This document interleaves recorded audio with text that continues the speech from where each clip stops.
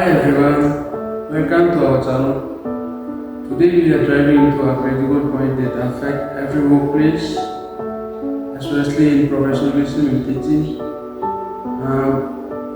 With a topic we're going to discuss is about professionalism and code of conduct. Whether you are a seasoned professional or just starting your career, understanding this concept is essential for success. Absolutely, we'll explore what professionalism means, why it matters, and how our conduct can guide our behavior in the teaching profession. Okay, what is professionalism? Let's start with the basics. Professionalism refers to the conduct, aim, or qualities that characterize a profession or professional person, which was defined by John and Trevor in 1987. It encompasses various attributes such as competency, accountability, integrity, and respect. Exactly, professionalism is not just about how we dress or speak, it's also about how we interact with colleagues and clients. It involves maintaining a positive attitude, being reliable, and demonstrating ethical behaviors. Professionalism and code of conduct in teaching. Our professionalism in teaching refers to the attitudes, behaviors, and practice that uphold the integrity and standards of the education profession by the teacher. However, the code of conduct provides a framework of ethical guidelines and principles that governs how teachers should interact with students, colleagues, parents, and your community. And let not forget the importance of communication skills in professionalism and code of conduct in teaching, which are being able to express ideas clearly and respectfully in a key way or key component of professionalism. In this video, we'll discuss the four main components of professionalism and code of conduct in teaching. Which the first point will be discussed is why does professionalism matters. The second point which is understanding code of conduct. Thirdly, implementing professionalism and code of conduct, and the final component we'll discuss through is enforcing the code of conduct. Now we will discuss on why professionalism matters. Under why it matters, it has three reasons why it matters. The first one is it creates a respectful environment. When educators demonstrate professionalism, they set the standard for students, fostering mutual respect. The second one is it enhances learning. A professional atmosphere encourages students to engage more deeply in their education. The third one is it builds trust. Professional behavior helps in establishing trust between teachers, students, and parents, which is essential for effective communication. As former educator and author Ron Clark said, if you don't have a relationship with your students, you'll never reach them. Some examples of professionalism and why it matters. Here are some examples of why it matters. 1. Punctuality. Example: arriving on time for meetings and appointments. It matters because it demonstrates respect for others, time, and commitments, fostering a culture of reliability. The second one is appearance. An example of it is dressing appropriately for the school place. It matters because a professional appearance can boost confidence and create a positive impression, reflecting the school's values. The third one is effective communication. An example of it is using clear, respectful language in emails and discussions. It matters because it enhances collaborations and reduces misunderstandings, leading to more efficient work. The fourth one is confidentiality. Example: keep sensitive information. It matters because it protects the interest of students and teachers, maintaining trust and compliance with regulations. To To sum up, our professionalism matters because it is essential for creating a respectful, efficient, and successful environment, whether in schools, workplace, or community setting. The next point is understanding code of conduct. Code of conduct in professionalism in teaching refers to a set of guidelines and principles that outline ethical and professional behavior that educators are expected to follow in their professional role as teaching. There are so many examples of code of conduct, but here are only 3 examples of code of conduct that relate to professionalism in teaching. The first one is professional integrity. Professional integrity refers to upholding honesty and fairness in interactions with students, colleagues, and parents. It means teachers must be honest with their teaching and treat their students, other colleagues, and parents equally and fairly. The second code of conduct is commitment to excellence. Commitment to excellence refers to striving for higher standards in teaching practices and continually seeking to improve. The third one is professional development. Professional development engaging in ongoing learning to stay current with best practices in education. These guidelines help establish trust and set clear expectations for behavior that benefit students and educational environment. In addition, a code of conduct helps educators make decisions in professionalism by providing clear guidelines and ethical standards. Here is how it influences decision making. There are 3. The first one is focused on students' welfare. This by prioritizing student respect and confidently. Teachers can make decisions that best support students' learning and well-being. The second one is conflict resolution. Conflict resolution is the code that serves as reference point for resolving conflicts, guiding teachers in handling disputes ethically and professionally. The third one is consistency. Consistency is by following a shared set of values. Educators can make non-uniform decisions that align with institutional goals and promote fairness. Therefore, a code of conduct serves as a vital or important tool for navigating the complexity of teaching, ensuring decisions are ethical, focused on positive educational outcomes. The third point is on implementing professionalism and code of conduct. The implementation of professionalism and code of conduct for teachers in Papua New Guinea is a multifaceted process that involves adherence to established policies, continuous professional development, and community engagement. The framework for this implementation is primarily governed by several key documents and acts, including the Papua New Guinea Teaching Association Code of Ethics, the Teaching Service Act 1988, and various Code of Professional Practice. Number 1. Establishing a framework for professional conduct. The foundation of professionalism in teaching is built on clear guidelines that define acceptable behaviors and practices. The Papua New Guinea Teachers Code of Ethics serves as a primary document outlining the expectations for teachers' conduct. This code emphasizes integrity, respect, accountability, and commitment to student welfare. It provides a structured approach to make sure that teachers understand their responsibilities towards students, colleagues, and the community. Number 2. Adherence to legal frameworks.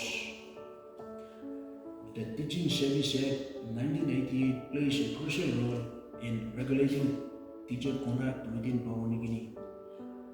This act outlines the terms and conditions of service for teachers, including their rights and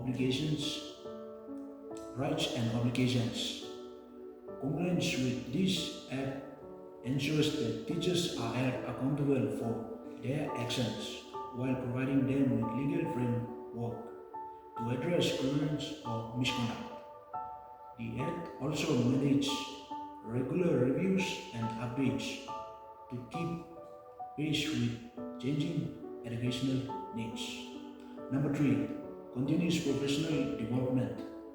To maintain high standards of professionalism, ongoing training and professional development are essential. Teachers are encouraged to participate in workshops, seminars, and further studies relevant to their teaching fields. This commitment not only enhances to their teaching fields. This commitment not only enhances their knowledge but also fosters an environment where best practice can be shared among educators. The National Department of Education supports these initiatives by providing resources and opportunities for professional growth. Number 4. Monitoring and evaluation. Effective implementation requires robust monitoring mechanisms to ensure compliance with established code of conducts. School administrations play a pivotal role in overseeing teachers' behavior through regular evaluation and feedback systems. Number 5. Addressing on complaints. When breaches occur regarding the code of conduct or ethical standards, it is crucial that there are clear procedures for addressing issues. Teaching Service Commission has the authority to investigate complaints against teachers who fail to adhere to professional standards. Disciplinary actions may include counseling, retaining, or even termination, depending on the severity of the misconduct. Implementing professionalism and a code of conduct among teachers in Papua New Guinea involves establishing clear guidelines through ethical codes, adhering to legal frameworks like the Teaching Service Act 1988, promoting continuous professional development, engaging continuous professional development, engaging communities actively, monitoring compliance effectively, and addressing non-compliance decisively. The final discussion will be on enforcing code of conduct.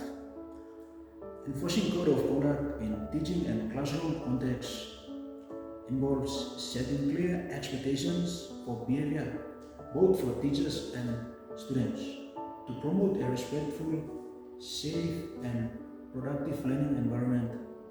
It ensures that everyone in the classroom acts with professionalism, integrity, and respect. Here is how it works. Number 1. Setting clear expectations.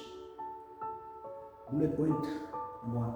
For teachers, it reads, teachers should model professionalism by demonstrating punctuality, preparedness for students, ethical behavior, and fairness. They should also establish ground rules for behavior in the classroom, including active listening, participation, and mutual respect. Bullet point number 2. For students, the code of conduct should define acceptable and unacceptable behaviors for students, such as arriving on time, not engaging in disruptive activities, and respecting the teacher and classmates. It should also include guidelines for academic integrity, example, no cheating or plagiarism, and communication, example, like no bullying or discriminatory language. Number 2, promoting a respectful environment. Bullet point 1. Teachers should create an inclusive atmosphere where all students feel valued and respected, regardless of their background or abilities. The code of conduct may include guidelines around communication, ensuring that all voices are heard and valued. Bullet point number 2. Discrimination, harassment behaviors should be explicitly prohibited, and there should be a process for addressing any violations promptly and fairly. Number 3. Consistency and fairness. Under consistency and fairness, bullet point number 1. The code of conduct should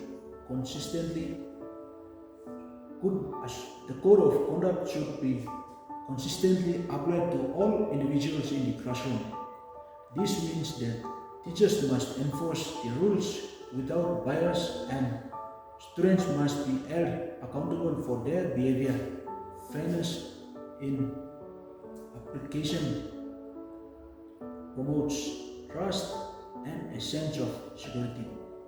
Bullet point number 2. Teachers should follow a set procedure for addressing breaches of conduct. This could include warnings, conversations with the student, and if necessary, more severe consequences such as referral to administration or removal from the class. Number 4. Addressing violations in a professional manner. Bullet point number 1 under addressing violations in a professional manner. When violations occur, they should be handled in a professional and constructive way. For example, rather than reacting emotionally, teachers might address the issue with a calm, respectful conversation, offering students an opportunity to explain their actions and work together to find a solution. Bullet point number 2.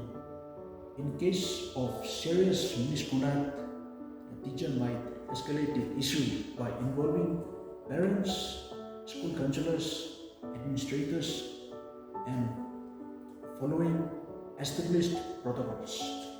Number 5. Teaching and reinforcing professionalism.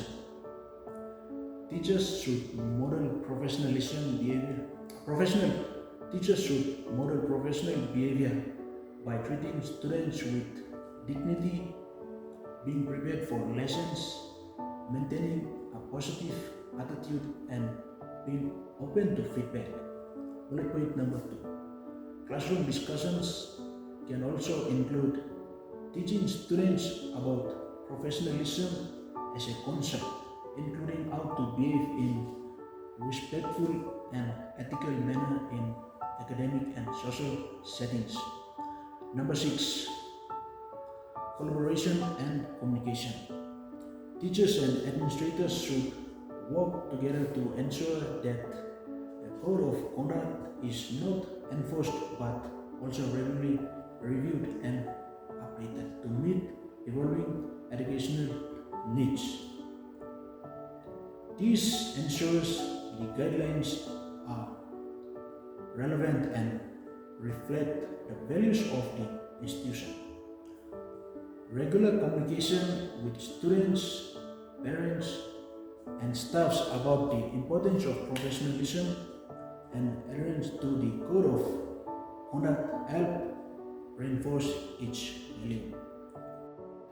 All in all, enforcing a code of conduct in classroom is about maintaining a professional, respectful, and safe environment that supports effective teaching and learning.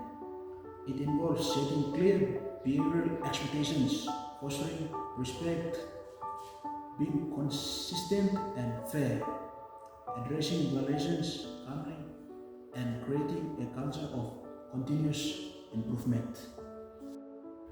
To conclude everything we've discussed so far, professionalism and a code of conduct in teaching are fundamental to creating a respectful, productive, and ethical learning environment. A well-defined code of conduct sets clear expectations for both teachers and students, ensuring mutual respect, accountability, and integrity in the classroom. For teachers, professionalism includes modeling appropriate behavior, maintaining fairness, and fostering an inclusive atmosphere.